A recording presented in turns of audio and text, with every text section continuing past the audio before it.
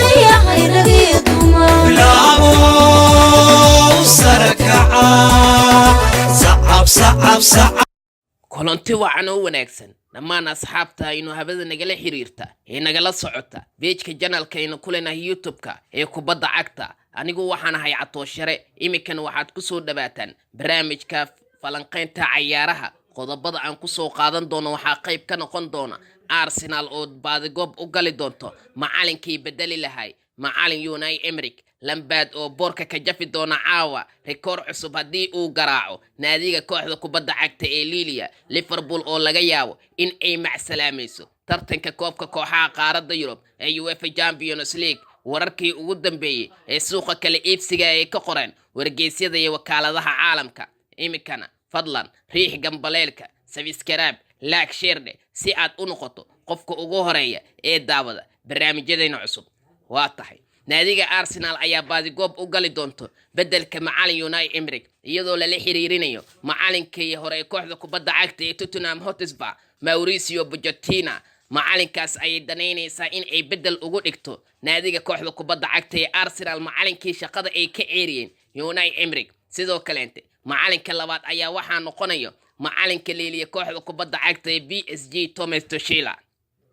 dhanka kaleente naadiga kooxda kubadda cagta ee Chelsea ayaa caawa boorka ka jeefi doonto haddii ay guul ka gaarto kooxda kubadda cagta ee Lille kulan xiiso badan ayaa caawa dhaxmari doona kooxaha kubadda cagta Chelsea iyo Lille iyadoo ciyaartooda ay soo gali doonto 5 saac habeenimo ciyaartan ayaa ah ciyaar aad xiisad iyo xamaasad badan u leh indhaha caalamka oo dhan ayaa wada eegaya macallin Super Frank Lampard iyo wiilashiisa ayaana martigelin doona kooxda Lille lagu magacaabo kulan ka tirsan wareegga lixaad ee tartanka UEFA Champions League Lampard oo saxaafadda la hadlay ayaa waxa uu sheegay in ay caawa ka go'an tahay kaliya in ay guul ka gaaraan kooxda kubadda cagta ee Lille dhanka kaleente Barca ayaa caawa la ciyaarayso kooxda kubadda cagta ee Inter Milano ciyaar xiiso badan ayaa dhaxmari doonto labadaasi kooxood ciyaartaasi oo ah ciyaar u dhaxaysa labada kooxood Barcelona iyo Inter Milano ayaa ka dhici doonta garoonka ay ku ciyaarto kooxda kubadda cagta Inter Milano macallin Ernesto Valverde iyo sidoo kale macallin Antonio Conte ayaa caawa iskaga hor imaan doona garoonka San Siro Stadium oo ay ku ciyaarto kooxda kubadda cagta Inter Milano ciyaartan ayaa noqonaysa mid aad xiisad iyo xamaasad badan u leh jamaahiir aad u fara badan ayaana daawan doon geesta kaleente Liverpool ayaa la ciyaari doonta kooxda kubadda cagta ee Salzburg ciyaar xiiso badan oo ka dhici doonto garoonka kooxda kubadda cagta ay ku ciyaarto kooxda Salzburg ayaa soo gali doonta caawa saacada geeska Afrika marka ay soo dul istaagto 2 saac iyo 55 daqiiqo habeenimo macallinka kooxda kubadda cagta ee Liverpool ninka lagu magacaabo Jurgen Klopp ayaa caawa marti u noqonayo kooxda kubadda cagta Salzburg asagoona maanka ku hayo in uu u soo gudbo wareegga xiga ee tartanka UEFA Champions League maadaama hadda lagu jiro wareegga 32 ee tartanka koobka kooxaha qaaradda Yurub lana ciyaarayo lugtiisii lixaad waana lugtii ugu dambeysay ee tartanka UEFA Champions League walow ay kooxa waaweyn ay xaqiijiyeen in ay u soo gudbeen wareegga UEFA Champions League Jurgen Klopp ayaa caawa diyaarsaday xidigaha kala ah Alisson Becker Alexander Arnold Robertson Van Dijk Lovren Henderson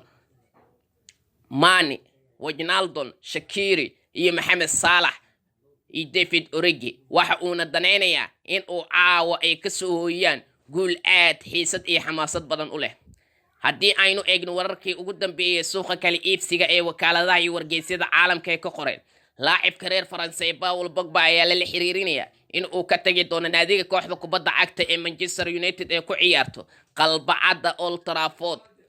laacibkan ayaa lagu fasixi karaa adduun lacageed oo gaaraya 185 milyan sida uu sheegay macallin Ole Gunnar Solskjaer dhanka kale Manchester United ayaa u dhaqaaqi doonta laacibiinta kale ah Sergio Koulibaly iyo sidoo kale Jordan Sanchez oo la xiriirinayo kooxdaasi iyagoona ku doonaya Koulibaly in ay ku soo qaataan 9 milyan halka Jordan Sanchez ay ku danaynayso in ay ku bixiso adduun lacageed oo dhan 75 milyan dhanka kale kooxda kubadda cagta ee Leicester City ayaa danaynaysa in ay haysato laacibka lagu magacaabo James Vardy laacibkaas oo ay ku loolamayaan kooxo aad u waaweyn xidiga reer England ayaa baadigoob ugu jiraan xidiga kala duwan oo ay danaynayaan kooxaha ugu waaweyn horyaalka Barclays Premier League oo ay ka mid tahay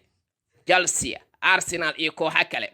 naadiga Manchester City ayaa danaynaysa in ay soo qaadato xidiga waaweyn oo ay ka mid yihiin laacibka u ciyaara kooxda kubadda cagta ee Barca Samuel Umtiti. macallin Pep Guardiola ayaa danaynaya in uu ku soo qaato laacibka reer Faransa ee u ciyaara kooxda kubadda cagta ee Barcelona qalbada dhaxana ugu ciyaara adduun lacageed oo dhan 65 milyan oo ganiga Israa'iilka. daawadayaal saaxiibayaal intaas ayaan ku soo afmeeraya barnaamijkii oo aad kala socoteen page-ka channelka ee kubadda cagta anigoo Catooshire ayaa idiin soo sariina la socodsiinay. fadlan gambaleelka riix, subscribe, like, share si aad u noqoto qofka ugu horeeya ee daawada barnaamijyadeena cusub. mahadsanidin.